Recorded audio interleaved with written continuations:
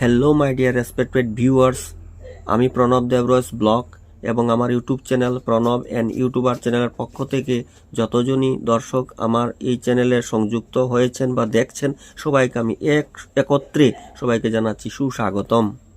আমি আপনাদের সবার সম্মুখে একটা নতুন বিষয় নিয়ে একটা নতুন প্রজেক্ট নিয়ে আপনাদের সামনে আসলাম বন্ধুরা।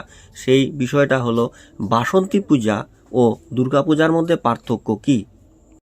বাসন্তী পূজার আচার বা নিয়ম নীতি পুরোটাই বাসন্তী পূজার আচারগুলো শারদীয়া পুজোর অনুরূপ।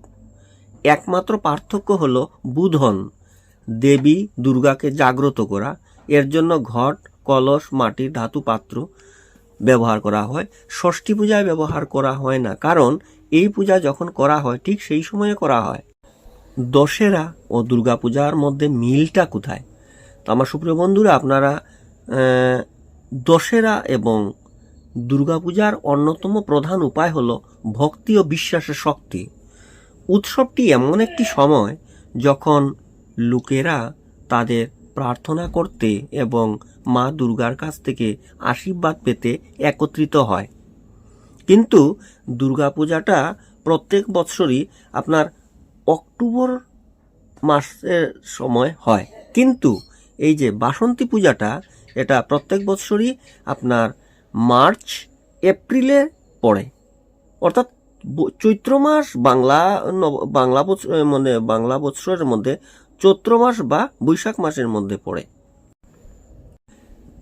দেবী দুর্গার প্রথম অবতার শৈলপুত্রীর পূজা দিয়ে নবরাত্রি শুরু হয়। অর্থাৎ বন্ধুরা, নবরাত্রি এবং দুর্গা পূজার মধ্যে পার্থক্যটা কোথায় জানতে হলে দেবী দুর্গার প্রথম অবতার শৈলপুত্রীর পূজা দিয়ে নবরাত্রি শুরু হয়।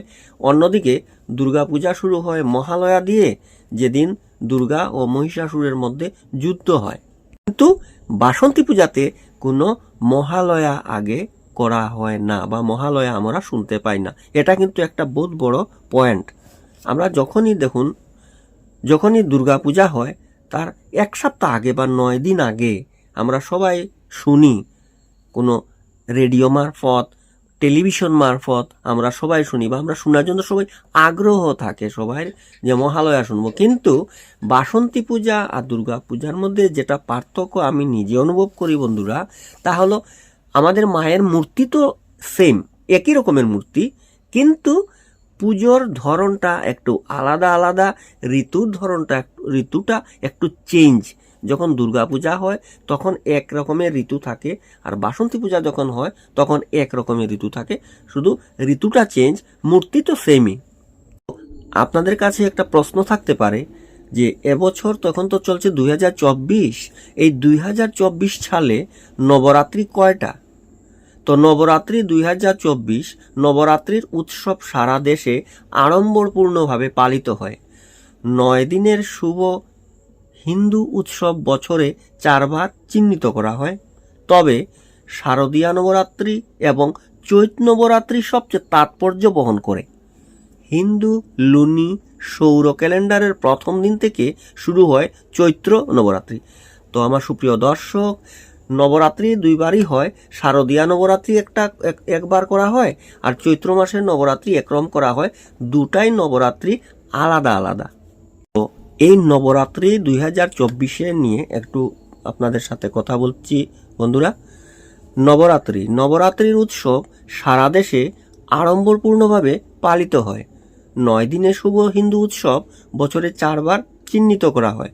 তবে শারদীয়া নবরাত্রি এবং চৈত্র নবরাত্রি সবচেয়ে তাৎপর্য বহন করে।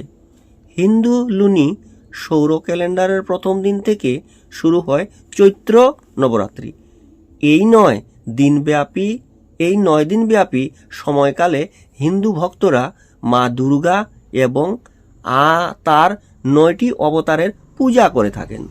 মা শৈলপুত্রী, মা ব্রহ্মচারিণী, মা চন্দ্রঘণ্টা, মা কুমান্ডা এবং স্কন্দমাতা, মা কাত্যায়নী, মা কালরাত্রি, মা মহাগৌরী এবং মা সিদ্ধিদাত্রী।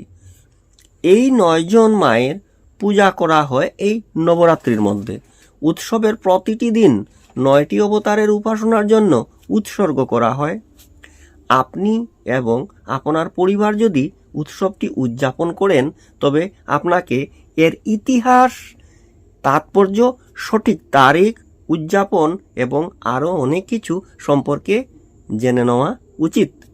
তো সুপ্রিয় দর্শক, এই যে 9 দিন যে নবরাত্রি করা হয়, এই যে চৈত্র মাস থেকে শুরু করে আমরা বৈশাখ মাস, এই যে 9 দিন নবরাত্রি করা হয়, তে কোন তারিখে কি কোন মাতার পূজা অর্চনা করা হয় তা বলছি।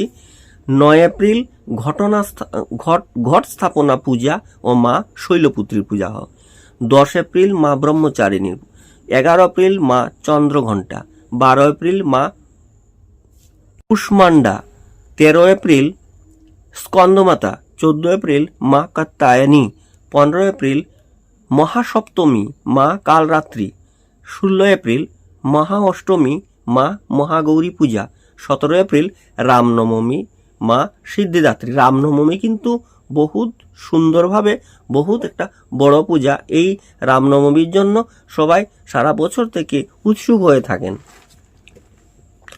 চৈত্র নবরাত্রি 2024 ইতিহাস, তাৎপর্য এবং উদযাপন। চৈত্র নবরাত্রির 9 দিনের উৎসবটি মা দুর্গা এবং তার 9টি অবতারের উপাসনার জন্য উৎসর্গীকৃত। এটি দেবী দুর্গার মহাবিশ্ব এবং এর মধ্যে থাকা সমস্ত জীবের জন্ম উদযাপন করে। ভক্তরা বিশ্বাস করেন যে মা দুর্গা নবরাত্রির সময় স্বর্গ থেকে আসেন এবং তার ভক্তদের দর্শন করেন। তো দুর্গা পূজার সময়, আমি তো আগেই বললাম, দুর্গা পূজার সময় নবরাত্রিটা এক রকম হয়, আর বাসন্তী পূজার সময় নবরাত্রিটা আলাদাভাবে হয়। তো হিন্দু শাস্ত্র অনুযায়ী, পুরাণ অনুযায়ী, সমাধি নামক বৈশ্যের সঙ্গে মিলে রাজা সুরত বসন্তকালে ঋষি মেধসের আশ্রমে দেবী দুর্গার আরাধনা করেন, যা পরে বাসন্তী পূজা নামে প্রসিদ্ধ হয়। দেবী দুর্গার প্রথম পূজারী হিসাবে চণ্ডীতে রাজা সুরথের উল্লেখ রয়েছে। পরে রাবণ বধের উদ্দেশ্যে শ্রীরামচন্দ্র অকাল বোধন করেন এবং তখন থেকে দুর্গাপূজা শরৎকালে শুরু হয়। তো দেবী দুর্গার প্রথম পূজারী হিসাবে চণ্ডীতে রাজা সুরথের নাম উল্লেখ রয়েছে। যোদ্ধা হিসাবে রাজা সুরথ ছিলেন খুব দক্ষ। কোনো যুদ্ধে নাকি তিনি কখনো হেরে যাননি। একদিন প্রতিবেশী রাজ্য তাকে আক্রমণ করলে তিনি পরাজিত হন। এই সুযোগে তার সভাসদরা লুটপাট চালায়। নিজের কাজের লোকদের এমন আচরণে তিনি অবাক হয়ে যান।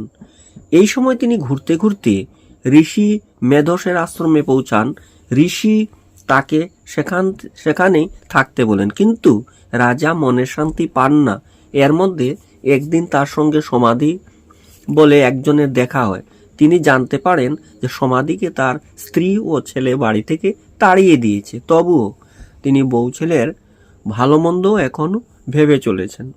তারা দুজনে বিস্মিত হলেন যে যাদের কারণে তারা আজ সব হারিয়েছে, এখনো তারা তাদের ভালো চেয়ে যাচ্ছেন। ঋষিকে একথা জানানোতে তিনি বলেন যে এসবই মহামায়ার ইচ্ছা। এরপর ঋষি মহামায়ার কাহিনী বর্ণনা করেন। ঋষির পরামর্শ মতোই রাজা কঠিন তপস্যা শুরু করে। পরে মহামায়ার আশীর্বাদ পেতেই রাজা বসন্তকালের শুক্লপক্ষে দেবী দুর্গার পূজা শুরু করে এবং সেই সময় থেকে শুরু হয়েছিল বাসন্তী পূজা। বাঙালির আসল দুর্গা পূজা দেখে নিন তিথি এবং শুভ মুহূর্ত। বিপদকালে অশুভ শক্তির বিনাশের উদ্দেশ্যে আধ্যা শক্তির আরাধনা পুরাকাল থেকেই চলে আসছে।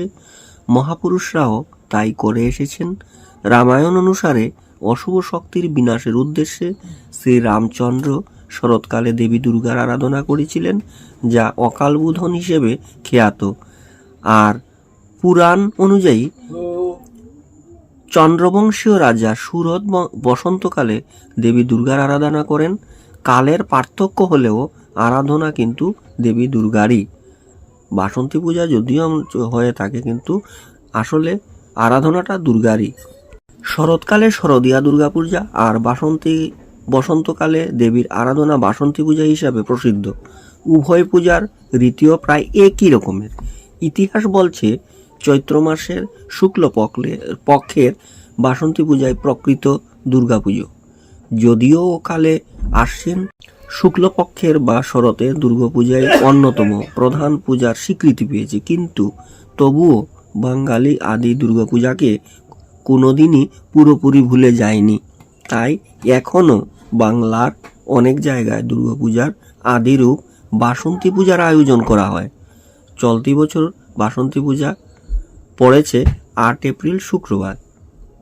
তো আমার সুপ্রিয় বন্ধুরা, এই যে আমি 8 এপ্রিল শুক্রবার বললাম, এটা হলো 2022 সালের বাসন্তী পূজার একটা আমার হাতে একটা ক্যালেন্ডার অনুযায়ী আমি বললাম, কিন্তু এবছরের ষষ্ঠী হলো 1 বৈশাখ রবিবার এবং সপ্তমী 2 বৈশাখ সোমবার, অষ্টমী 3 বৈশাখ মঙ্গলবার, নবমী যেটাকে রামনবমী বলা হয় এটা হলো 4 বৈশাখ বুধবার এবং দশমী 5 বৈশাখ বৃহস্পতিবার। তো ইংরেজিতে হলে 14 এপ্রিল থেকে শুরু হলো আর 18 এপ্রিলে সমাপ্তি। তো আমার সুপ্রিয় দর্শক, আমি যে বাসন্তী পূজা এবং দুর্গা পূজার মধ্যে পার্থক্য নিয়ে এতক্ষণই আপনাদের সাথে কথা বললাম। ভক্তি এবং বিশ্বাসের শক্তি। দশেরা এবং দুর্গাপূজার অন্যতম প্রধান উপায় হলো ভক্তি ও বিশ্বাসের শক্তি। উৎসবটি এমন একটি সময় যখন লোকেরা তাদের প্রার্থনা করতে এবং মা দুর্গার কাছে তা থেকে আশীর্বাদ পেতে একত্রিত হয়। তো আমার সুপ্রিয় ভিউয়ার্স, আমার সুপ্রিয় দর্শক, আপনাদের সাথে তখন আমি বাসন্তী পূজা এবং দুর্গা পূজার মধ্যে পার্থক্য নিয়ে কিছু কথা বললাম। আপনারা সবাই আমার এই ভিডিওটা এতক্ষণ দেখলেন, এর জন্য আপনাদের সবাইকে ধন্যবাদ জানিয়ে আমি এখানে বিরতি দিচ্ছি। নমস্কার।